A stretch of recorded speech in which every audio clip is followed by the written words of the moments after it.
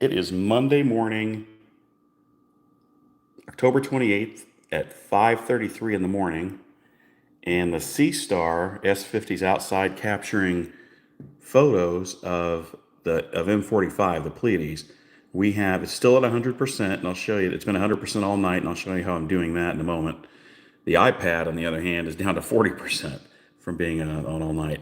I've got an hour 22 of live pictures captured of the Pleiades. There they are. All that's nebulosity around all those stars. That is, if you didn't know it, the Pleiades are the Subaru company, the car company. That's their logo, and that's what they use for it. They're inspired by the Pleiades and use that. So anyway, what's going on here with the upgrade to the SeeStar, what's happening is instead of one picture that it takes of an object, in this case M45, it takes one and stacks one on top of the other. A mosaic gives you a much wider view here. Like normally, if you did the Pleiades here, we'd only get a small chunk of this. But with the mosaic mode, it's 5:30 in the morning. I can't talk. With this mode, it takes pictures. You can see how the waves there. These are all different pictures that it's taking in a grid and stacking them all on top of each other. So it gives you a much wider field of view of whatever the object is you're shooting. I've done this with the Andromeda Galaxy, and it's fantastic. I'll show that later on here. I'll do a full video later on of what I'm doing with Mosaic and how it works. But this is what it looks like on the inside. So it's pretty chilly here. It's 35 degrees. I'm in southern Illinois along Interstate 70, and it's pretty chilly out. So I've got the iPad inside. There's a stack failure. So I'm getting a lot of those now. It was doing pretty good, but I'm saying about there are probably 3 out of every 10 photos I'm getting a failure to stack for later in the night as it's having a hard time getting good pictures. I've had a number of, you can see it right there, maybe. I don't know if it's a meteor that came through there or what that was, but it's getting some pictures that it's making it hard to stack. So let's go outside and check on it. I'll show you how I've got it set up. It's so simple to set up. It's crazy. Grab a little flashlight. It's 37 degrees out here, so going up my front porch and down my little stairs. So up above me, this is the south of my house. And the Pleiades, you can't see them on this camera, but they're there, and that's Jupiter up there. Cassiopeia's there. That's due north. You can't see that either. There's, you probably can't see that. That's Orion, and there's Sirius. And then coming up in the east, there's the moon. And I've got the SeeStar at the end of my sidewalk here. And I've had this set up since, 10 o'clock last night. And I took a long series of photos of Andromeda. So I really got some great pictures of it with this in a mosaic mode. So still 4 bars on the SeeStar, 100% charged. And then down here, I've got I've got an Anchor battery attached. So it's kept it 100% all night long, which is pretty crazy. That's really nice. So it's doing a great job. I've had the dew heater on all night with this little battery here, and it's worked great all night long. So that's that. Hey Tyler, hi Mr. East. It's chilly here. It's like 35 degrees in southern Illinois. Anyway, so there's Sirius. There's the moon coming up. There's Orion, Jupiter, Cassiopeia, and then the North Star. You can't see it on my stinking camera. Thanks, Tyler. And I'm coming back in my house because it's too cold to sit outside here. I don't have any shoes on. I've had the iPad set up by my bed all night just to watch this, and I started getting a lot of failures to stack. So I went out to check and see how things are going. So here's my kitchen. This is an iPad M4, and so now we're 5:37 in the morning. It's taking that picture, M45, and I've got an hour 23:20. You can see the SeeStar still 100%. I'm really loving that Anchor battery attached to it. It's a really long cord attached to it, so I'm not worried too much about it wrapping around and screwing things up. But you can see that's a pretty fantastic picture of the Pleiades there. Wow. You see all the nebulosity there. So normally, if you're familiar with the SeeStar or any of these smart telescopes, you'd get just, I think the picture, so I've got this in landscape. It looks like it's in landscape mode on the iPad, but it really would look like that normally. So you get a small sliver of not even all of the stars in the Pleiades in M45. But what it's doing is it's taking, you can kind of see the waves here. I described it earlier. It's taking pictures, multiple pictures, not just of the small area that you'd be at. I'd try to go to it. I don't want to jack it up here. If I could go back to Sky Atlas mode, I'm going to do it anyway. It might screw it up because I've got some pretty good pictures. You go to Sky Atlas mode here and you can see there's the Pleiades, and you can kind of see here in red, that's the target that's shooting, and the scope's right there. So this big rectangle here is the entire area that it's going to try to get a picture of. So the whole big, I'm colorblind, so I don't know what color that is, but it's going to try to fill in that whole area. Normally you just get this little sliver here, but I'm trying to, I expanded it, and I'll show it in a full video, how you can get a much larger area now with this mosaic mold. It's pretty fantastic to get some pretty outstanding pictures. So where I'm at, yeah, go back to the object. I'm still trying to get used to it. It's not really intuitive how to use the mosaic mold yet. You got it mode. You have to kind of figure it out on your own. Hope I didn't screw it up. Gosh darn it. Go back. Go back. Go back. Bring me back. I was thinking about it. Yeah, it's going to the object. Get back in there. Yeah, it's going to, so it's realigning to where I last touched it on the Sky Atlas, I think. Oh, there we go. Hope it doesn't start a new one here. Ooh, I may have lost the whole thing. Yeah, it's starting over with a brand new capture. That's okay though. So if I go here, go to my photos, I actually try to take an entire, yeah, I did this. If I sped this up, I tried to take an entire long video of the entire capture here. I'd have to speed this up, and I'm pretty new to an iPad, so I know how to do it on Android, but to like speed this up and show it real fast, I'm gonna figure out how to do it and put it in a regular video so it shows from the beginning how it just kind of spreads out and makes that entire mosaic. So you can see it in the video actually. The Andromeda galaxy was just unbelievable. So that's what I got with Andromeda last night on this thing in mosaic mode. That's pretty amazing. Whew, look at that. Holy cow. That's pretty amazing. And there it was during capture. And there's the first picture I took in mosaic mode. Some of the earlier ones too. But wow, I've taken some pretty good pictures out here in the middle of nowhere of Andromeda, but that is amazing. So that's at the end of the day, or end of the picture period. That's 142 minutes, if you can see there. There's my latitude, longitude, and there is the, wow, that's really amazing. And that's no photo editing at all. That is just straight off the SeeStar, straight off of it. And then there's that capture. I'm gonna try to do a really quick hyperlapse of how the whole mosaic mode works.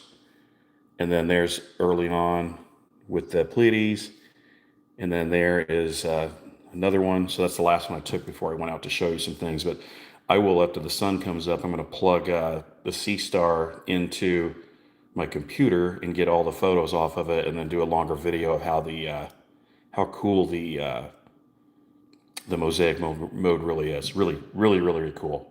Anyway, I just wanted to give an update on that. Stay tuned for a video later on as I make a full video on how mosaic works, really on M45 and then on the Andromeda galaxy. So I saw a couple people jumped on there. Thank you very much for jumping on. Wow, that just blows me away. Wow. That's a pretty cool picture. Again, there's no editing on that at all. That's just straight off the SeeStar in mosaic mode. Before, when you do Andromeda, you just get a little bitty bit of it. See if I can find a picture I had earlier of it. I don't have it on this computer. No, there it is. No, is that one? Okay, that's one I took. So you just get part of it. And that was one I took a couple of weeks ago. It's 97 minutes. And that was 97 minutes before mosaic mode. That was on October 4th at 10:30 at night. So you see what it looks like there versus what I just did last night with it. And I got that much wider area, right? That's pretty cool. That's really cool.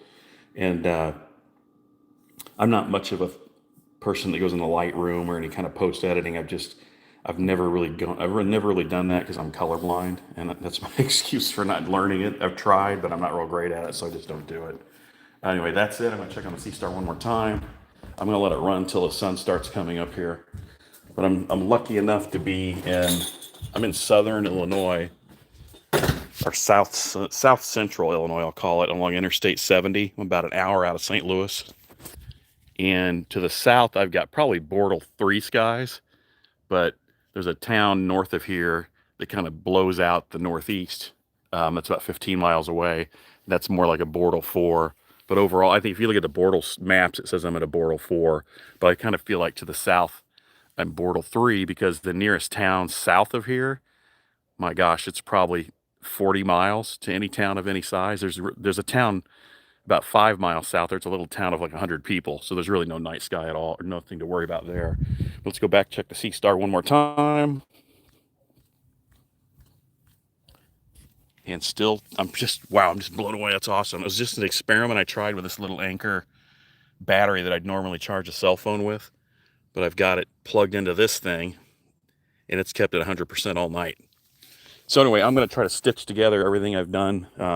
The first mosaics I did, make a fuller video and a quick how-to. I'm doing it anyway. I'm not sure if I'm doing it correctly, but I'm going to try to do a how-to video real quickly and get it out there sometime today if I can. But that's it. So, gosh, thanks for... looks like a few folks tuned in there. Tyler, Mr. Meast, and a few other people. And thanks for tuning in to kind of watch what I've done here. And I'm just still blown away by that Andromeda on here. Just fantastic picture of it. And I'll go back. Nope, it's going to download that. And there's the Pleiades. I kind of lost it when I was showing you all how it was working. I wanted to go back and show you how it looks on the Sky Atlas. So I kind of jacked that up, but that's okay. But I'll do it real quick in here. So go back to SeeStar, go here. It's taking pictures of it right now. I'm at 2 minutes 30, but I didn't do mosaic mode on this, so it's not capturing it. So if I go down here to Sky Atlas, and I go up to here to framing, then it's going to give you a screen down here. So the recommended shooting duration is 0.3 hours. So if I go down here, and I think if I hit that button, that could change the shooting duration however I want. And then if I want to expand the area here by framing, I go here. See how the box gets bigger? If I just drag, I'm going to drag that with my finger and make it a little bit bigger, and it'll expand the area. I want to make it large enough to capture all of the Pleiades. If you see that, right? So I'm going to go down here, and I'll click the plus button, and then hit go to, and I'm going to hit switch. So it's going to change how it's going to start taking pictures of the Pleiades. That's the Sky Atlas view, right? That's not the real one. So the SeeStar is realigning to what I want to do now. I want to get this to be my whole picture of the Pleiades now, not just that little part.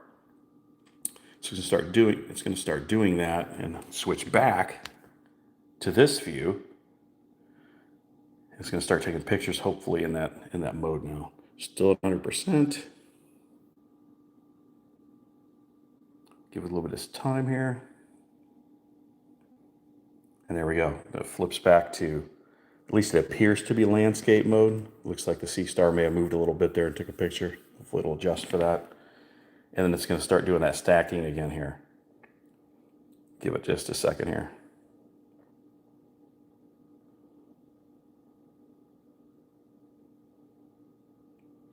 Yeah, it's got a stack failure already.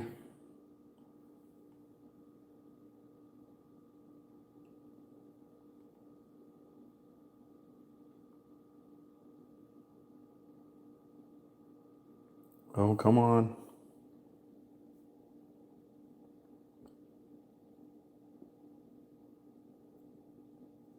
I'll stop for a second here. Do a little autofocus. If I was outside, you'd hear it say it was autofocusing.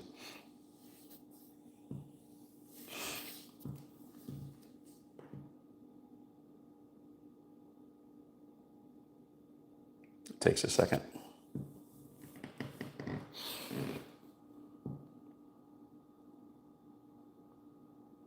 Oh, come on. Yeah, it's chilly out there. It got up to about 73 here yesterday, Fahrenheit, and it's 35 now. Okay, there we go. Back in, and we start taking the pictures again. It's asking me continue enhancing. So yeah, let's just continue enhancing. Let's let it go here for a second. For a while, it will look like it's just doing the normal thing, but then as it starts doing the stacking photos, it'll start to look like the other screen that I showed you. But I'm going to run out of dark here soon. Sunrise is going to be here, or morning. You're going to see the sky start to light up a little bit, so it's going to make it probably harder to capture the pictures. There we go. That's so it took its first picture. You see there at 10-second exposure, if you can see that. So now it's different. It's not the whole screen. That's the one little sliver. So as it continues to take more pictures, it's going to expand and lay one over the other, matching star over star. And it's slowly going to get a bigger and bigger picture of the entire Pleiades, just not this little snippet of it like you get before. So it's got 3 pictures. It's trying to, so they're 10-minute exposures. So that's 3 pictures stacked on top of each other. And already you can see the nebulosity starting to appear on them. So let's give it a second here. You'll see another photo as soon as I think it establishes. I don't know how many it's going to do here. It's done 3 right now, still enhancing. It'll start to expand here, and you'll see the next rectangle not be quite over that area, but it'll just, I don't know which direction it'll go. There you go. So it went north, see? So it's a little wider now, and you can kind of see it's a little different up here than it is here. So it's going to take several pictures here to make it look exactly the same to get some of that noise out of there. And it's slowly going to get bigger and bigger the longer I let this go. But like I said, I'm going to run out of nighttime here. It's almost 6 a.m. now. And we've got 5 pictures. There it goes, did it again. So it's a little wider yet. It's amazing how quickly the nebulosity appears on M45. It's, like I said, I'm in Bortle 4 skies. So it's really, really nice dark skies to get that. In the city, you wouldn't get this immediately, I don't think. It would take a little while to get to that point where you'd start seeing the nebulosity, I think. There we go, another one. So it's taken 3 different stacks now in 1 minute of photos. I'm going to connect with the Bluetooth to the Wi-Fi of the SeeStar. I'm on Bluetooth right now. I've got it running. So, excuse me. I've got it in station mode, and then it'll come to this. This is an iPad M4, and yeah, it logs right in. I don't have any issues at all. And I run my Wi-Fi as I've got Starlink. I don't really have good internet out where I'm at. I'm way out in remote Illinois. So Starlink's my Wi-Fi, but yeah, I'm running on station mode with the Bluetooth. So watch it go again. Oh, it's cold out there. I went inside without any socks or shoes on. It's pretty chilly out there.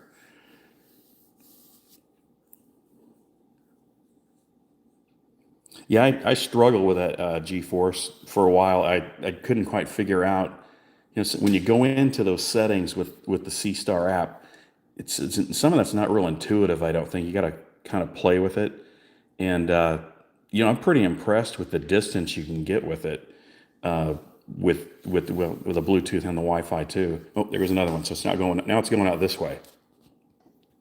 I'm sure there's some logic to how it's doing it. So the box that I've got is much bigger, right? That I want to take the picture of the Pleiades with. So it went 1, 2, 3 that way. Now it's doing 1 this way. So I'm not sure. I'm sure it's all programmed in for how it's supposed to work. But it's interesting just watching it go. And I started to do a hype. How you take a screen video of what you've got on your iPad. I started to do that, but at time I think something went wrong with the iPad. Oh, I got a stack fail.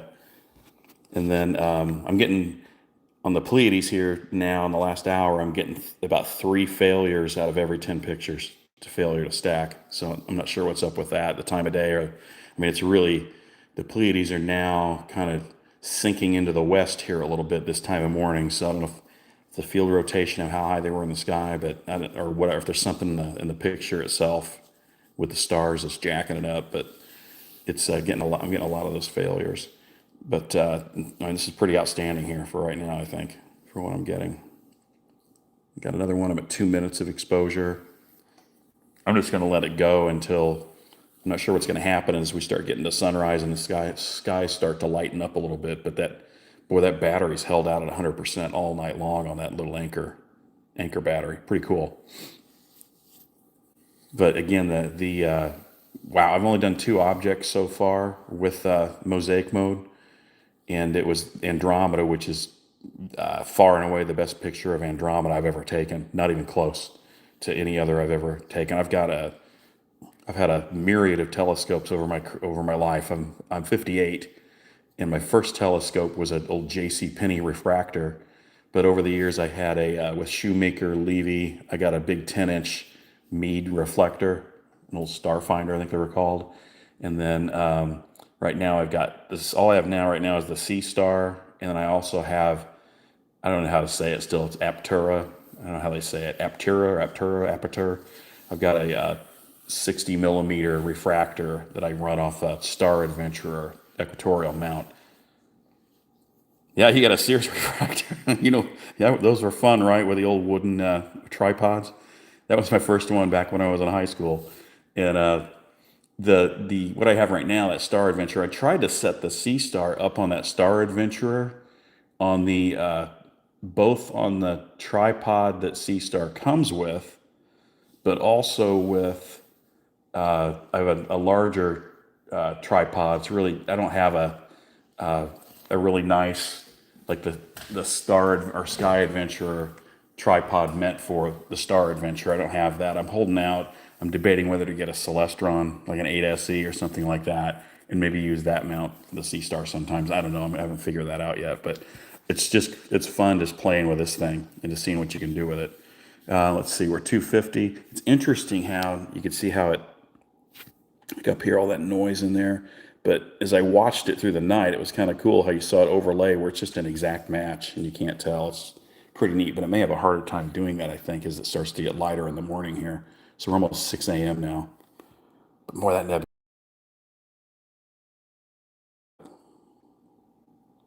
Or Tyler, you too, or anybody else. And do you have a SeeStar? Oh man, it's cold.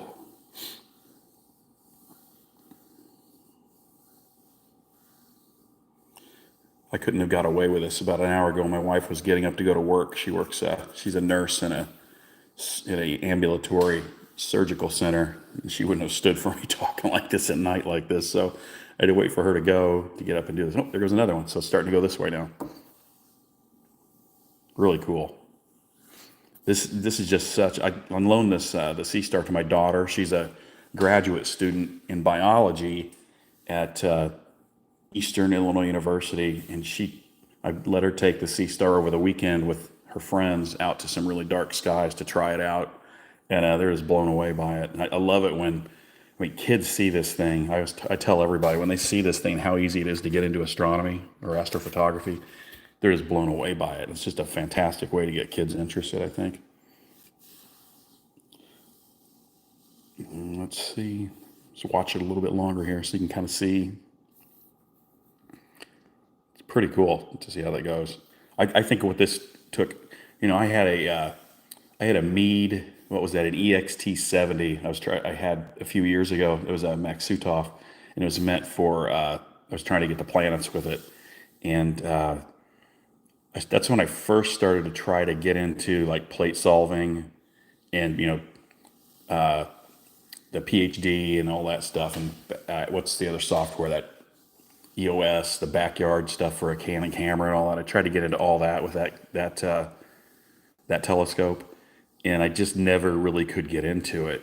Especially, I could, the plate solving was amazing with when you could do that, but I always ran into problems with some really bad red green colorblind, and I'd try to get and edit the photos that I'd get with Lightroom or even with GIMP, and I just can't see those colors and pull stuff out properly. So I really gave up on that. So the SeeStar is kind of cool, and that's kind of reinvigorated that with me a little bit to try to attack that again.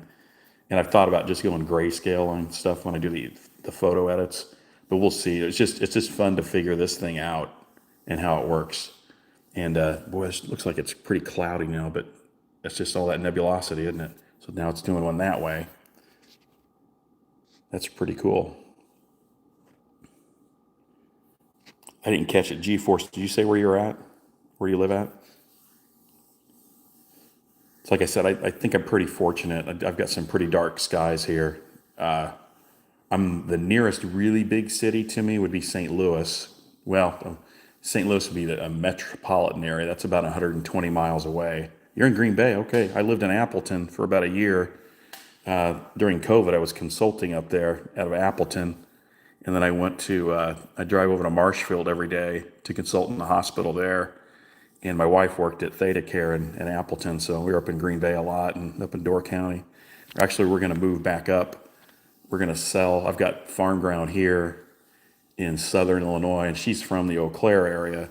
So we're gonna retire here in about a year and a half, and then we're gonna move back up. We just don't know where to go yet. We're thinking about the UP somewhere, maybe up by Marquette. That'd be way up north. I'm not sure I want to deal with that much snow, but it's it's a lot more scenic up there than it is down here in cornfield country. So we'll see. But love Green Bay.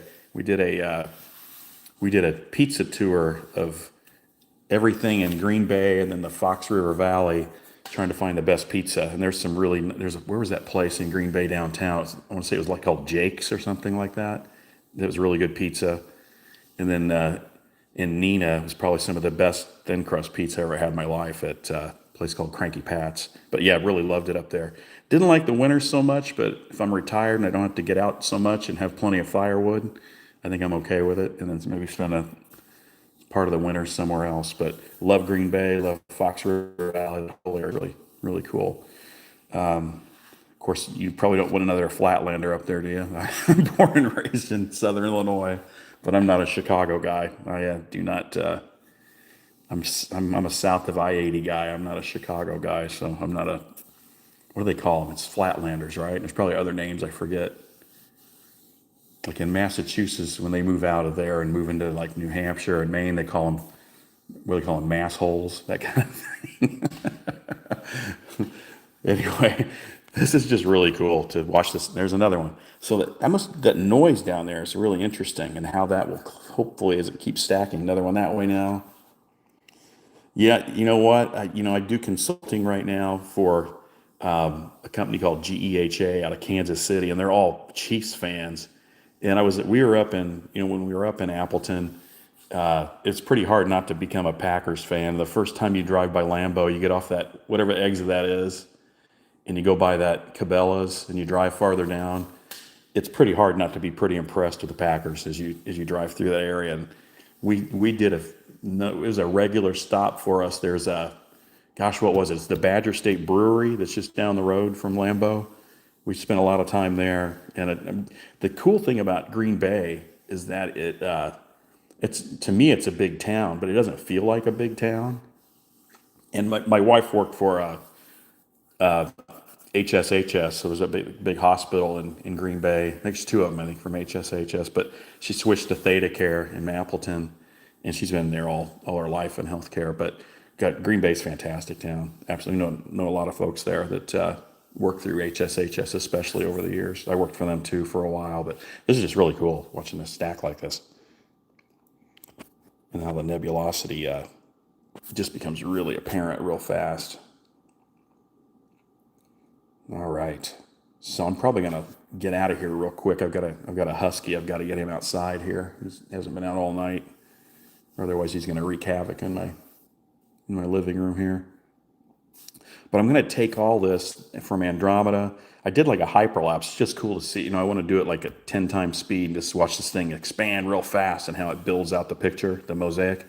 And then do a quick video on that and see if there's.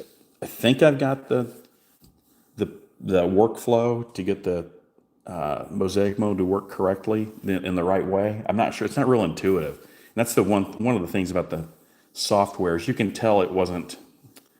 How do I say this without being offensive? You can tell that folks that put the software together, that English is probably not their first language. That's probably the best way to say it. Like if you go in there, you'll see it'll say there's just things they've messed up that aren't a big deal. They're not game breakers. But for instance, when you try to do M31, it'll show it the Andromeda Nebula. So they get the wording wrong. And sometimes the syntax is wrong, and it's just, you can tell it's a little off. But so I think it made for me to figure out the mosaic correctly. It was kind of trial and error. It wasn't hard. I was up and going in 5 minutes with it. But I looked on the SeeStar group on Facebook and watched how other people had done it. So it wasn't too hard to do, but really cool. Very, very cool. So I'm probably going to get out of here, but I'll let this go till sun comes up. Oh yeah, what kind of scope you got? You got this SeeStar too? You got another telescope? It's got to be pretty chilly up there to be outside all night, or with the SeeStar right now. I'm thinking if it's 36 here, and I'm like 4 hours south of Chicago, then gosh, I don't know what the weather was up there, but I'll never forget the coldest morning of my life. I was driving from Appleton over to Marshfield, and it was like, I mean, holy cow! In my F-150, the temperature gauge, our temperature outside showed like -17. I thought, what the hell am I doing here? Southern Illinois guy up in central Wisconsin in January. I swear to God, there was a deer frozen in the median of the road between Stevens Point and Marshfield. It's like frozen in a half upright position. I thought, oh my God, this is colder than I've ever seen in my life. LX200. Oh wow, yeah, that's an awesome scope, right? Oh, you got an observatory too. That's really cool. It's 42. It's warmer there than it is here. That's very, very different, isn't just a different front coming through for us, I guess. Yeah, the LX200. Yeah. Then do they make that still? I forget. That's a solid scope, right? That was. I'm trying to think. The Meads I've had the EXT, I've had the Starfinder. I've never had like any of the big Schmidt Cassegrains. I've always wanted them all my life. I remember back in the day with Sky and Telescope and Astronomy magazine, where they have all those ads and pictures. Yeah, yeah, Mead's gone, right? Yeah, I about bought another Mead, gosh, year and a half ago. But there's nightmare stories now. Hey, Corin, how are you? There's nightmare stories, right, of people, and the Orion telescope went out too, right? They're gone. And I was reading a story somewhere where somebody had sent their telescope back into Orion, and they're out in California too, I think, right? To have it worked on. And in the interim, that Orion went out of business. The website went kablooey, the whole bit, right? And this guy doesn't know, can't even figure out how to get his telescope back. It's insane. So yeah, I'm glad I didn't buy one from them. I bought stuff from Orion before, and I bought a few scopes from Mead, and I'm glad I really like Mead a lot. For G-Force, you might find this interesting. I also lived just south of Madison for several years back in the 90s, and my next door neighbor worked for Astrophysics out of Rockford, Illinois, and they make those real high quality refractors. And I'd get to he would let me come out when they do first light on one of their refractors. And this is like, this would be just between Madison and Janesville. This guy lived in a little town called Edgerton, if you know where that's at on Lake Koshkonong. And so whenever they get a new refractor they need to test out, he'd get it and let me come outside with him and do first light on him. And wow, you talk about access to amazing telescopes. And then up in Lake Mills, there was Obsession telescopes, if you remember those folks, with the really, really big reflectors they had. So I never got to use any of those, but I drove by where they made those all the time in Lake Mills. Oh, you're from Monroe. Oh, awesome. Yeah, that's awesome. Yeah, I spent time in Monroe too. I used to, when we lived up there, I was just out of college and I worked for a company out of Milwaukee called Cahey Foods. They do like specialty foods and grocery stores. So I had a route from Rockford, from Rockford over to Monroe, and then back up to Janesville. Hey, Corin, this is M45. This is the Pleiades, and it's where I'm at. It's about 6 a.m. and I'm 7 minutes into this one, and I'm still at 100% on the SeeStar. I had a battery pack hooked up to it. I'm getting a lot of stack failures right now, but this is the Pleiades from Bortle 4 skies, and I think it's actually Bortle 3 to my south, I argue, but on a map it'll show Bortle 4. But yeah, this is the SeeStar with its new Mosaic mode, which is really, really cool. It just instead of just taking one rectangular picture like the SeeStar normally does. Are you familiar with the SeeStar, Corin? Or the Yeah, awesome. And the nebulosity is outstanding. The pictures I had earlier, I don't want to get out of this and maybe screw it up, but I had like a 2 hour exposure. Oh, awesome. And this is a 7-minute 20 right now, but I'm gonna make a longer video about how I use the whole mosaic mode with Andromeda and then with M45 here last night. Just wow, just amazing, isn't it? But anyway, for G-force there, yeah, I know Monroe pretty well. Isn't that close to where? No, Platteville's where. Is Platteville where the Packers have their summer camp? If I remember correctly, I had a buddy who went to UW Platteville. Corin, where are you at in the UK? Oh, you're in London. Okay. Do you get pretty good pictures uh, in London?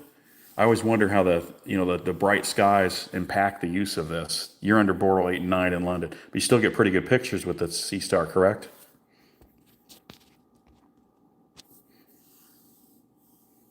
Yeah, the Bears do. Oh, you went. Oh, yeah, I had a buddy. So I was working in Marshfield. Guy I was working with, he was from Marathon, and he worked. He went to UW Platteville too, and he had an engineering degree, I believe. There, really nice guy.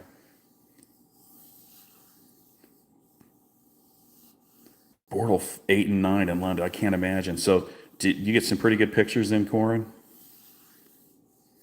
Like I'm guessing if you try to do the Pleiades, it doesn't pull up. You're not going to get nebulosity right away, or do you?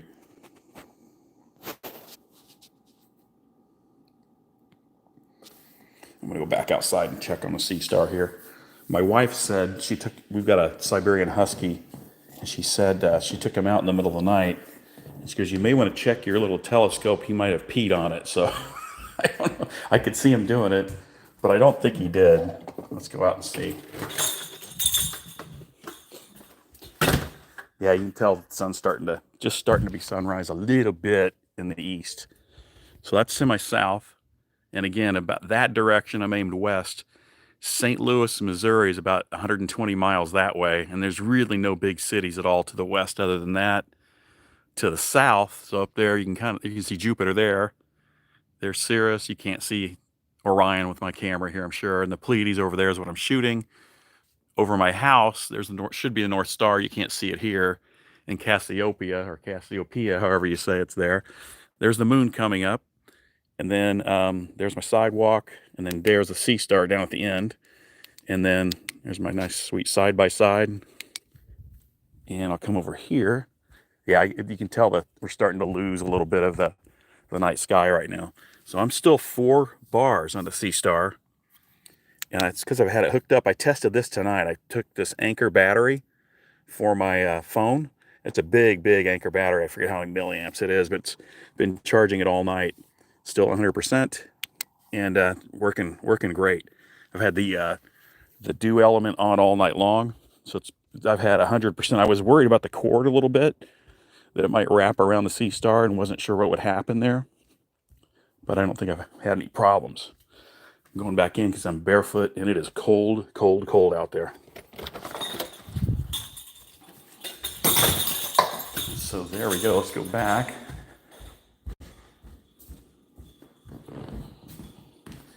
And there we go back to the Pleiades. Let's see. Oh, you got an Altair Astro 80mm telescope. You like that? I'm familiar with that one. You got an 80mm, so I've got my Aptura is a 60mm. Are you thinking about getting a SeeStar, Corin?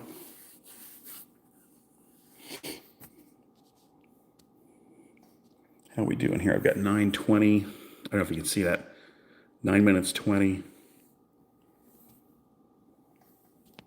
Wow, it's just a game changer here, right? With the SeeStar. That was really the limiting factor. Until they came out with Mosaic mode here, I was on the verge of buying Celestron 8SE, just to, because the SeeStar really rekindled an interest in astrophotography for me.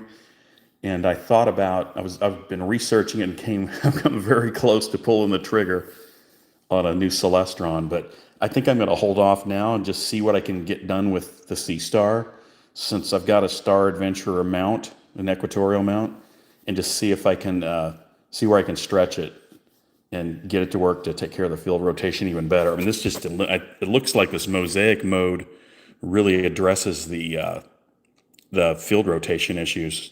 So that's a nice bonus. But I'm going to save the couple $1,000, or I think right now, and not get the Celestron and hold off and just try to push the SeeStar the best I can and see what I can do with it. Yeah, M45, and I was going to show, I may lose this again, but it's okay. Let me get out of here. Let me go back to my pictures I took last night. So I tried, let's go here, and that's the first, that was on the 16th.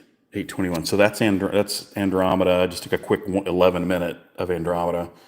And then that's a 3-minute of Andromeda where I'm at out here. And then there's last night with the first minute of M31. So that's the first picture it took of Andromeda. Not now, but I have a few astro friends that have reviewed the SeeStar and I'm great. Yeah, they're pretty impressive. It does save you thousands in astro equipment. I was pricing everything I'd want to get with the Celestron and trying to figure out how I was going to convince my wife it was a great thing for me to do. But I think this is going to help me hold off for a while anyway. But so that's 1 minute in this morning. That was that's probably 11 o'clock. No, it was 7:51 last night when I did that. So that's the first one. And then there is at 2:30 this morning, 2 hours, 21 minutes, and 20 seconds of exposure. And then it was still doing it then, but that's Andromeda on this thing. I mean, that's the far and away the best picture I've ever taken of the Andromeda galaxy ever. And I've been into astronomy / astrophotography since I'm dating myself here, since 1981 or 82. This is far and away the best picture I've ever taken of it. Not even close. What'd you say, Corey? Not now, but I have a few astro friends that have reviewed it. It's pretty amazing. I labored between buying this one versus the dwarf, and then versus what's the other one? The Equinox. That other company. I forget the name of that company that makes the Equinox or the EvoStar. And this, I got this because frankly it was just so cheap. I thought for $450, I'll try it. And then I also thought I'm probably going to give this to my grandkid. I've got a couple of grandkids who live about 40 minutes away, so I might just gift this to them and get another one. I don't know. I hear the SeeStar is also good doing solar. Yeah, it. When I bought the SeeStar last May, I bought it from High Point Scientific, and they had a solar package, and it came with a solar filter. I thought the quality of the solar filter wasn't the greatest, and I ended up the filter itself came out of the grooves that held it together, so I haven't replaced that, but it took fantastic pictures of. So I lived right in the middle of the area where there was totality on the sun for the eclipse last April, and I've got some great pictures of that. But it's really good for solar imaging too. Yeah, I mean, you're not going to get really, really, really close up where you see a lot of the details of the sun. I don't know if I got one here or not. I can show you. Not on here. I don't. No, I don't have it on here. Here's some of the moon I did the other night. And everybody does pictures of the moon, right? Oh, there's my house. Yeah, that's it. We had the solar storm. The Aurora Borealis here was pretty amazing too. It was all over North America, right? I don't have those great pictures on here, but I've got them stored elsewhere. But I think I probably lost my SeeStar again. Let's go up here, go there. It's still doing it. Yeah, but been quite a year for astronomy, right? For astronauts between the solar eclipse and then the Aurora Borealis this year has been, it must have been great up in Green Bay. I'm guessing in London too. You guys are so much closer to the pole than where I'm at. It had to be pretty amazing for you too, or even more amazing for you, I guess. What else happened this year? It was fantastic. The Pleiades were, or the Perseid meteor shower wasn't that great this year. It's never very great for me. I don't really ever see many of them. Seems like they're always overplayed to me. But Starlink's been great, getting pictures of that. I mean, not great getting into your photos, but capturing images of it have been fantastic. It's been a great year if you think about it. Now with the SeeStar and what it's done, I'm getting a lot of stack failures now. As I think as the sky gets a little lighter and lighter, it's going to start failing more and more. Yeah, I want, Corin, I wonder, thinking about maybe, great things to say. I don't know enough about the new one they've come out with, the S30 versus the F50.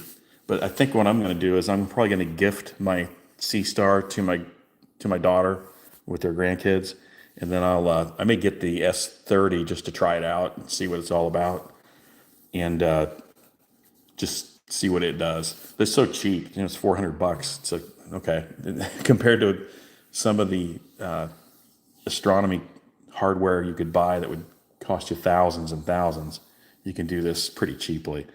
Corin, I flew over from London to my cousin in San Antonio to view the solar eclipse in April. Oh my gosh, that sucked. You flew all the way. Oh, that sucks. You didn't get to see it at all. That was right in totality in San Antonio, I'm guessing too. So it came up through where I'm at in southern Illinois, and I was just on the edge where a little farther I would have been out of totality, and it would just, have a sliver of the sun still. I stood outside with my husky, and it was pretty amazing to watch. As it entered totality, it was, it's like the lights were just flipped off in the sky, right, just for a moment. And my husky looked at me for a second when that happened, and then he looked right up at the eclipse, and it was almost like I could read his mind. He was like, "Okay, that's different. What the heck's going on here?" You could tell he was puzzled. Like most dog huskies are pretty smart, and he knew something was up. I wish I could have got a picture of him as much as I got a picture of the eclipse at totality. It was pretty cool. But yeah, I don't know. There's another guy on YouTube. He's thinking about getting a SeeStar, and he was going to wait till the new model came out and see if the price dropped on the S50s to get his. So that might be a wise thing to do. I mean, it's just fantastic for the price point for what it does here.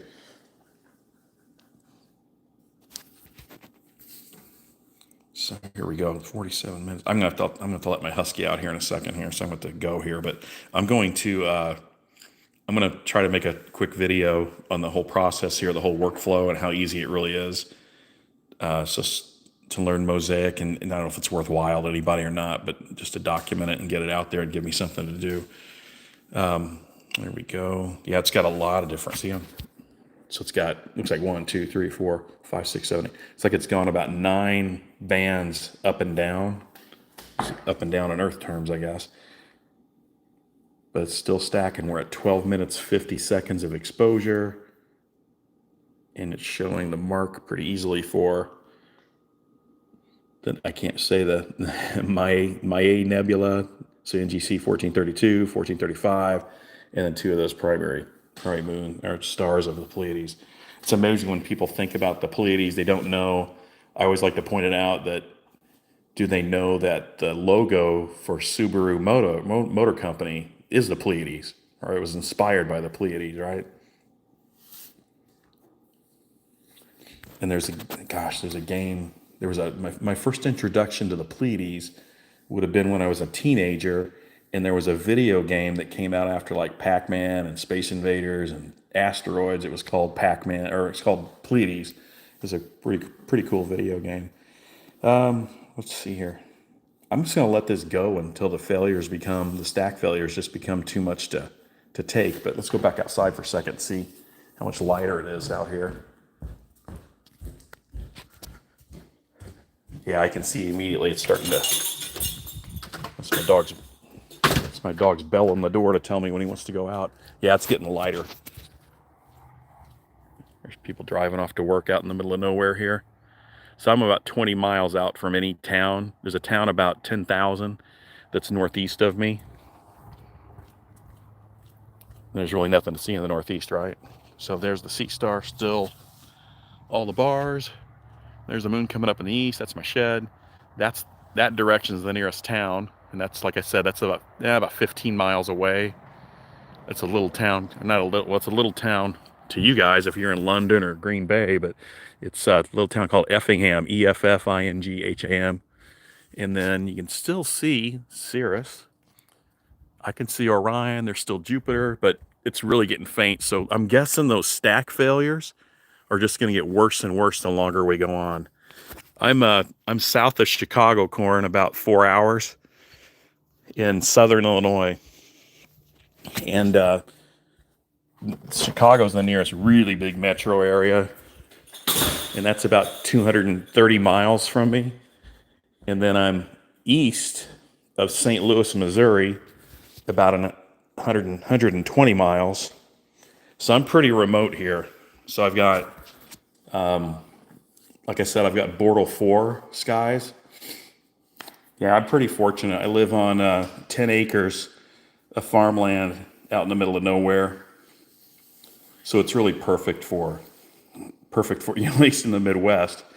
I think the only darker skies you could get in the Midwest would be way up north of where G-Force is at, if you get up north of Green Bay and get into the upper peninsula of Michigan. But then I think you start getting a lot of cloudy nights, right?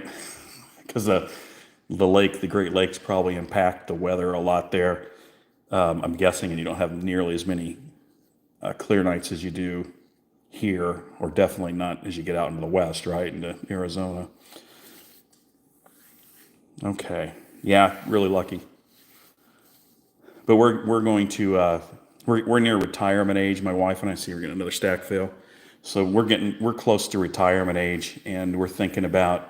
I really work part time right now. I do consulting online right now for business processes for big companies, but I do it all remote work. So I never go into big cities. I'm always out in the middle. I'm always out here in the middle of nowhere.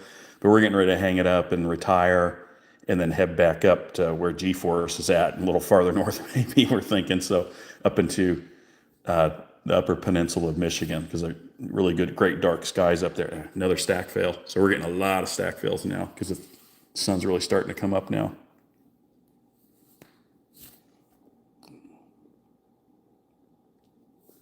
All right. I'm going to go here because I really do got to let that dog out, or he's going to. Come on, pup. Come on. Come here, buddy. Come on. I'm surprised he's not coming. He's laying in my bed. He gets into my room and he jumps up in the bed, and he gets cranky if you tell him to get out of there. So I live with the hair there. Oh, yeah, that's 3 stack fails real quick here. So I think the sun coming up is starting to. We've got the morning dawn occurring, and it's going to make a lot of stack fails. So that may be the best I get out of the Pleiades here. I'll let it go till it just completely gives me stack fails and doesn't stop. But I will. I'm going to take the workflow that I recorded on how to do the Mosaic and try to make a quick video, maybe make a 5-minute video on how to do it, and then get that out there. And maybe somebody will find it. It's not rocket science, but it might be useful to somebody out there.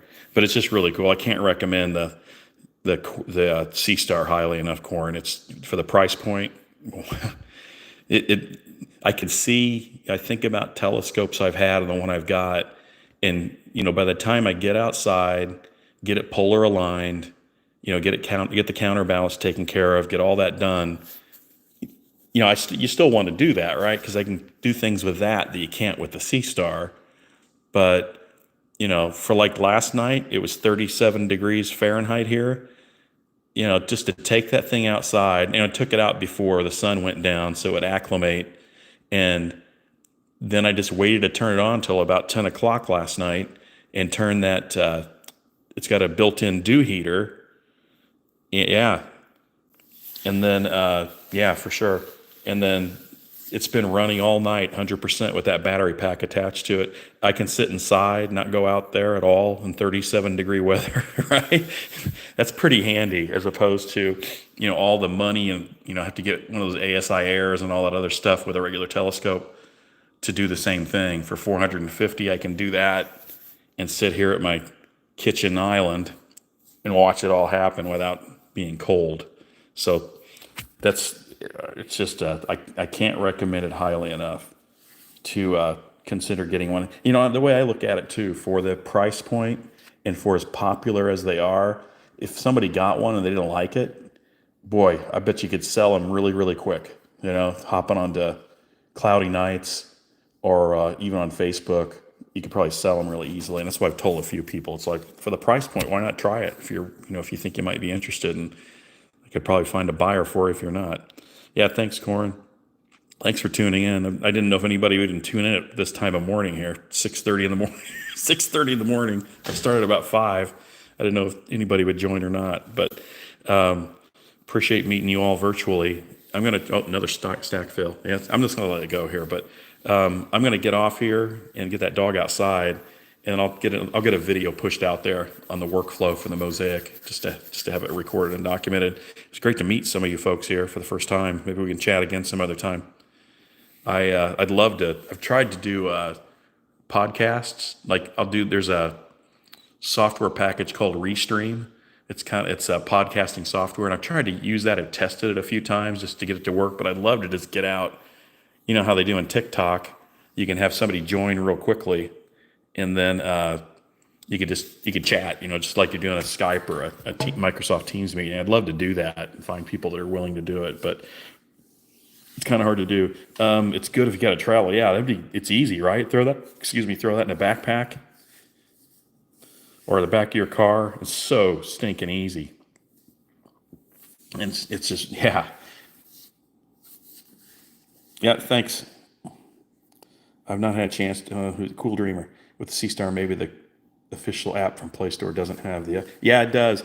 So the iOS, Cool Dreamer, the iOS update for Mosaic came out Friday, and then I wasn't sure on the Android, and I'm on my phone, I'm recording this on, this is a 23G Ultra. I got it last night, so it's all out there now. If you want to get the firmware update, the new version, and you'll be good to go.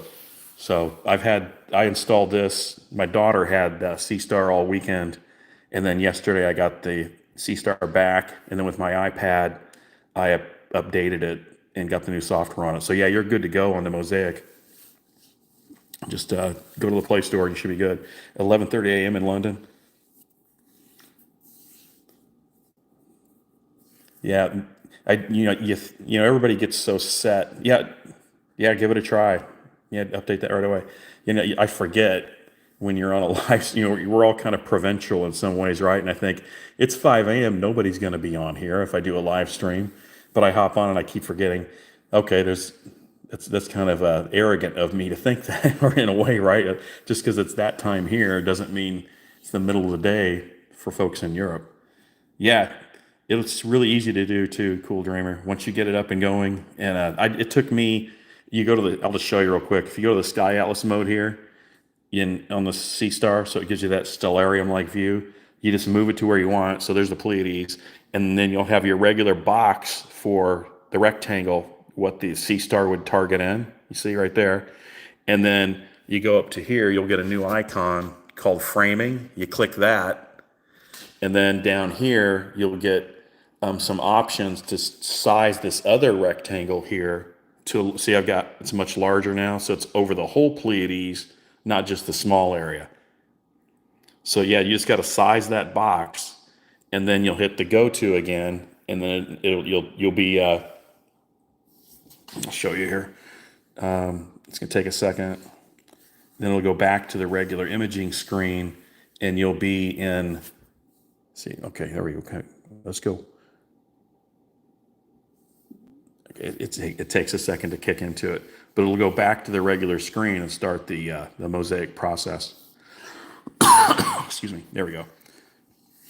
Got a few blurred stars there, but you'll see it'll take a little bit here, And I may have a hard time now because the sun's getting, or it's getting into the dawn, so the stars are getting a little dimmer. But it'll take one picture, then you'll see, I'll show you here. This was Andromeda last night. Yeah, and yeah, for sure. Andromeda's fantastic because it's so big, right? And you'll get the whole thing with it. So that was my first one of Andromeda. I was showing some folks in here earlier. So you see how it's different from the regular SeeStar before Andromeda. Before, I guess where it was in the sky that time. It was like 10 o'clock last night. And then as I went along, that's this picture I ended up with of Andromeda. I mean, my gosh, look at that. That was 2 hours and 21 minutes, and it was still that's no editing at all there. And that was my final of it. No editing, no software at all. Yeah, exactly. Unbelievable. Look at that. Again, I've got the benefit of some Bortle 4 skies here, so that's pretty beneficial, obviously. But wow, that that rivals any picture I've seen of most any of Andromeda. At least, again, dating myself, going back 20 years, I don't know how you could get a better picture. I do 10-second exposures. I don't go beyond tens. I will though. I was talking to somebody Friday on Facebook on the SeeStar official group, and they put theirs on the equatorial mount. That gentleman from the Netherlands that kind of has some videos. I forget his name. He's got, what's his name? He's got some videos on how to put it on an equatorial mount. And they go up to, I think they said they do 20-second exposures on theirs. I'm still at 10. I set mine up on the Star Adventure equatorial mount Friday on the same tripod that SeeStar gives you, but it was really top heavy. I know I put one of the legs of the tripod where you should put it so it won't tip over, but I still wasn't comfortable with it. Yeah, Guido. Those videos he has on how to put it in the equatorial mount. Remove the watermark through the app too. Thanks for reminding me of that. I forget you can do that, and I should do that and go back and reset that and take that off there so I don't have to have it. But yeah, it gives you more framing. Yeah, thank you for that. Yeah, Guido, makes those great videos too. And who's the other gentleman too from? Is he from somewhere in Scandinavia too? And he makes the really, really great videos as well. And then you got the guys in the U.S. that make some pretty good videos. But yeah, the equatorial mount's kind of my next thing to try to figure out. Here, I'll show you what I've got real quick here. What I've got, I got to go into my guest room here, so forgive the messiness of it. But I've got, I just lay all this stuff out in here. So I just got my Star Adventurer here. There's my Aptera. And I tried mounting that on my tripod, and then put the SeeStar on top of that with that wedge. But it was just too top heavy. I was a little scared of it. So I'm probably going to get a different tripod. So a lot of people say the SeeStar S50 doesn't stack the entire Mosaic at the end of the shooting. Did you encounter this?